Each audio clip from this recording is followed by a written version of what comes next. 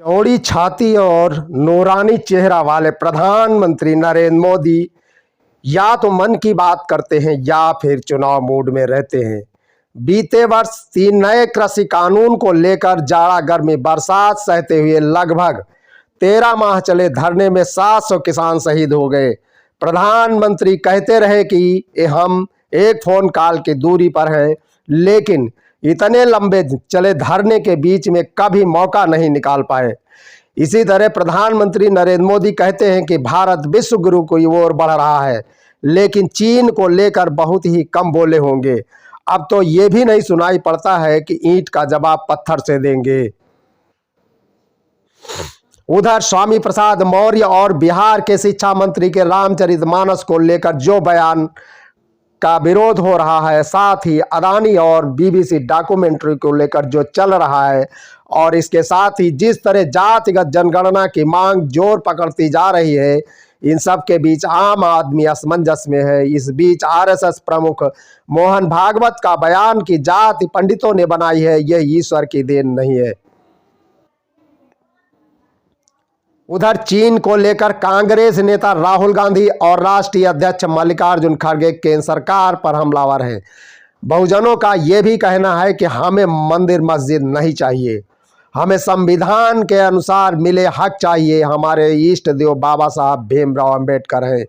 उधर ओबीसी और बहुजन के साथ माइनॉरिटी समाज ये कहते हुए नहीं थक रहा है कि हम 85% जनसंख्या है, इसी के अनुपात में हमको हर जगह आरक्षण मिलना चाहिए, और यह मुद्दा आने वाले लोकसभा चुनाव 2024 में निर्णायक भूमिका में होने की पूरी संभावना है। उधर रणदीप सिंह ट्वीट कर कहा कि बैंक ऑफ बड़ौदा ने अडानी को 5 करोड़ लोन दिया। अब क्रोनोलॉजी जाने, बैंक के एमडी का कार्यकाल 19 जनवरी 2023 तक था। 15 जनवरी को मोदी सरकार ने बैंक के एमडी राजीव चड्ढा का कार्यकाल बढ़ा दिया। 21 फरवरी को एमडी ने कहा कि अडानी के शेयर गिरने के बावजूद अडानी को और कर्ज देंगे। उधर भारत की एक समाचार एजेंसी एएनआई से बातचीत में विदेश मंत्री एस जयशंकर ने कहा कि मोदी सरकार चीन को लेकर ना तो बचाव की मुद्रा में रहती है और ना ही चीन से डरती है। विपक्ष और कांग्रेस नेता राहुल गांधी गलवान घाटी की घटना के बाद से मोदी सरकार पर हमला करते रहे हैं। राहुल गांधी का आरोप है कि मोदी सरकार चीन के प्रति सख्त नहीं है और चीन ने भारत के लगभग 2000 वर्ग किलोमीटर भू क्षेत्र पर कब्जा किया हुआ है। जयशंकर ने सरकार का बचाव करते हुए भारत के पहले प्रधानमंत्री पंडित जवाहरलाल नेहरू से लेकर इंदिरा गांधी और राहुल गांधी तक को इसमें घसीटा।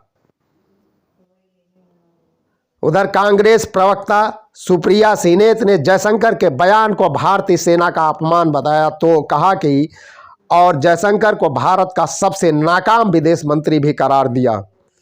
चीनी मामलों की जानकार दिल्ली स्थित जवाहरलाल नेहरू विश्वविद्यालय के प्रोफेसर अलका आचार्य कहती है कि सरकार और विपक्ष चीन के मामले में सिर्फ अपने नफे नुकसान को देखते हुए राजनीतिक बयानबाजी करते हैं।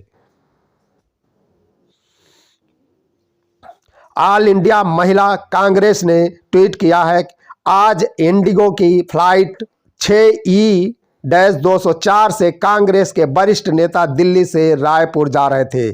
सभी फ्लाइट में बैठ चुके थे। उसी वक्त हमारे नेता पवन खेड़ा जी को फ्लाइट से उतरने को कहा गया।